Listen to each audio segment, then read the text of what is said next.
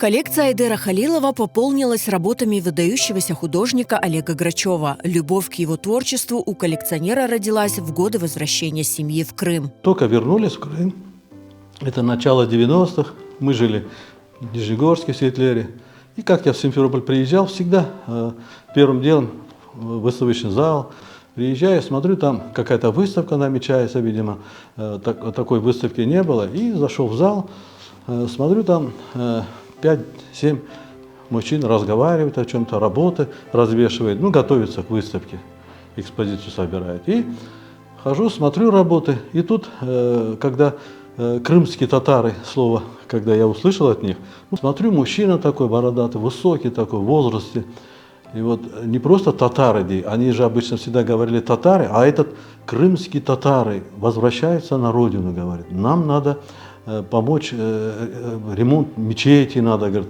Сразу запал, да, он мне так. Я тогда не знал, что это Олег Грачев там. Художник Олег Грачев родился в 1923 году в Тульской области. Когда ему было 6 лет, семья переехала в Крым. С раннего детства и на всю жизнь он полюбил Крым, живя здесь бок о бок с коренным народом. Но вернувшись с фронта в 1945 году, Грачев застал уже осиротевший без крымских татар Крым. Это отложило отпечаток на все его дальнейшее творчество.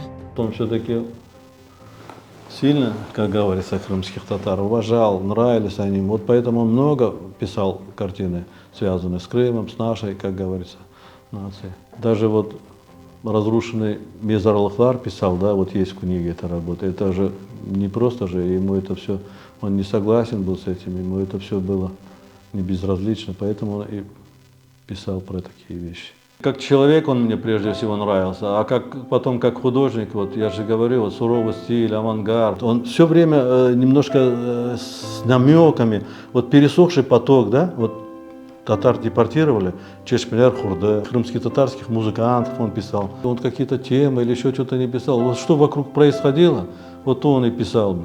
Вот чем он не согласен был, скажем, вот, что творилось вокруг, философские работы он писал. Что его волновало.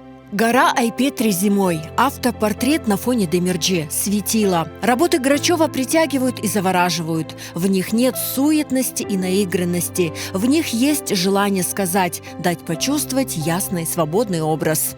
У него были в Москве персональные выставки, его приглашали в Москву, чтобы он там поработал, остался. И он сказал, нет, я буду в провинции, у моря. Я вернулся в Крым, здесь работал. И, в общем, Крым ему очень сильно нравился. Он очень много писал горы именно. У него очень много картин с горами связано. Айпетри, Чатардах, Демирджи. Вот все время он вот любил писать горы. Для меня эти работы все интересны, все ценные. А особенно вот эта последняя работа, автопортрет на фоне вот Демирджи, это вот просто мне, как говорится, я сильно очень нравится, не могу налюбоваться, честно слово, очень хорошая работа. Вот 68-й год, вот в таком стиле работал, вот 68-й год. Но особенная и наиболее ценная в коллекции Айдера Халилова последняя работа Олега Грачева. «И был вечер, и было утро». Эту картину художник так и не дописал. Он умер в возрасте 89 лет. Эта картина словно ждет своего завершения. Работа не закончена. И вот сейчас можете даже ее потрогать, да? Вот до сих пор эта работа не высыхает.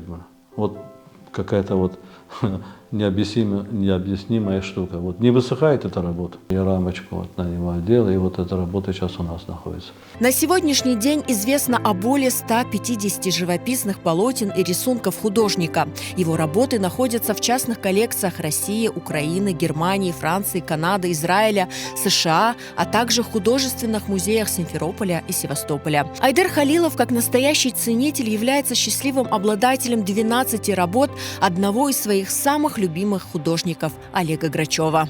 Женя Гончаренко, он коллекционер, он его застал, он с ним был знаком. Вот я у него приобрел эту первую работу. А потом несколько работ мне Антон подарил. А вот эти 3 работы последние, это приехали из Москвы, прислали мне, вот получил я. Сын прислал, Кирилл. Супруга Наташа, вот она, как-то мы с ней списывались, она говорила, я обязательно, говорит, когда приеду в Крым, они сейчас эти работы хранятся не в таком хорошем месте, говорит, я приеду, я обязательно, говорит, с вами встречусь, говорит, и хочет эти работы передать нам. И вот, как говорится, вот когда она приедет, хочется сделать вечер памяти, так, выставку о нем поговорить, вот такой вот хочется мне.